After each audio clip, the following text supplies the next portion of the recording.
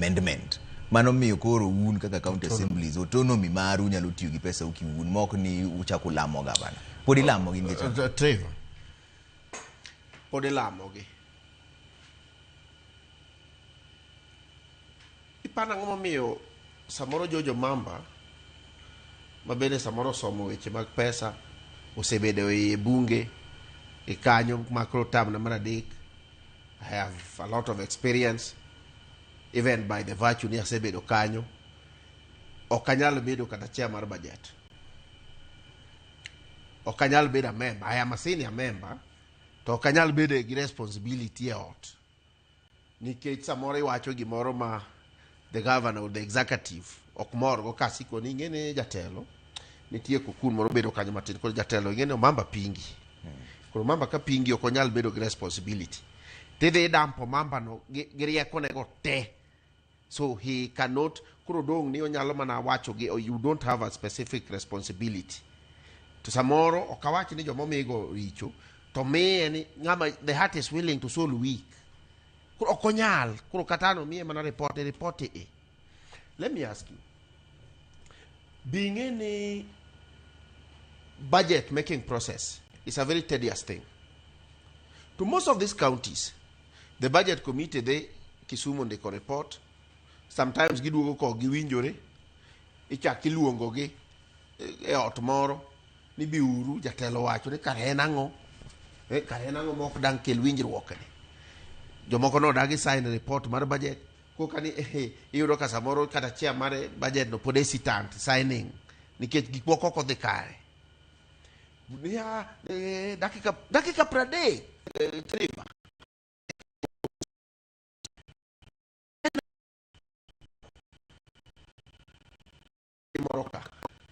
and control of budget is manani. Ordinarily, the budget report on go kele out. To be discuss kata 3 days, semi time. Because ka budget okele out, gimate more counties. The budget chair biro ge report.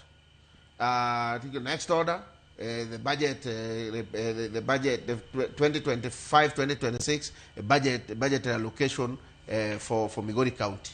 It will be tabled. To table kaso kose table budget to bo korene Mr. Speaker gik mojoga inya I beg leave of the house so that I move. Okelo budget no se table odwano move moving ni tiende ko kibire bunge gigi pode nyalo bedo matek moving tiende moving ni koro tiende ni koro mondo yiene mondo dhi through this budget mondo some the voted mathematic area. Do you know, Trevor, sometimes the speaker of ordinarily the house should allow that. The speaker will tell him, go ahead. Kuro budget okel sani aneo onge budget report ni aneo kandike pokwa somo gibanie iye obedo table sani ordinarily ko sebedo table to ningo kuro bed spread mondo members otemre nade odi through kuro kata 2 days later to bedo moved kuro members nigi how to debate it. No, go ahead. Point of order, Mr. Speaker. What is it? Mr. Speaker, we have not gone through the no. I mean really supply them with the copies. Check, carry on. Hey, malo chodera kangomana. Gini pokwa somo. Carry on, chair. The chair no carry on. Give budget, no. Mr. Speaker, a sum of Kenya shilling 300 million to see what allocated. A Kenya shilling sum of what? Really?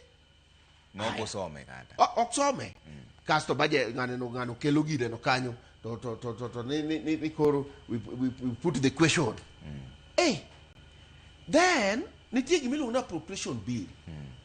Budget ni kose kale ningo koro chape government printer.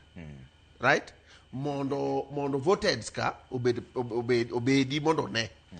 Pode gini it bedo debated ka to se ose ore kaka eno no. Mangiso ni ongelo ko. Kora penjo ni ya.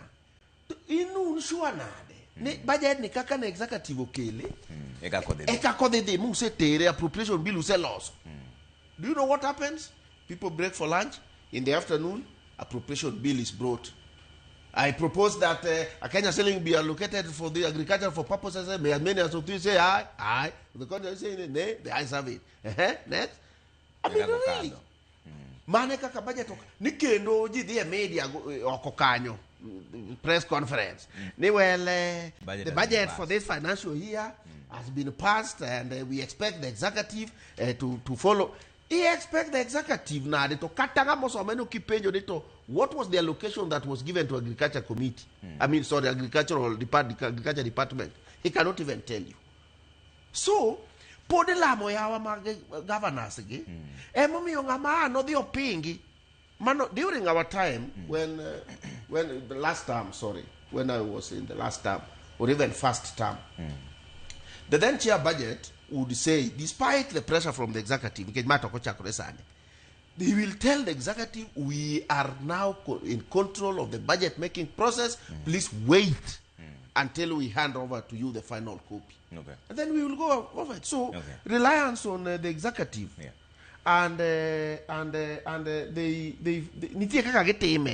which I don't want to be held responsible for that. Maok nyala meyo. MCAs, you cannot even oversight that because you didn't know the amount that was placed. Okay. Dr. Ongati, to kuro chike mage magunego bini kuro lokore sani ka kuro Omamba wacho ni weche matimore county assemblies gito county public finance laws to nose miyo gi autonomy magi nyalo ngiyo budget no ginya kendo executive bokonego bini nyiso gi gima gitimo gi pesa gi. Nitie gimiluongo ni CIDP, County Integrated Development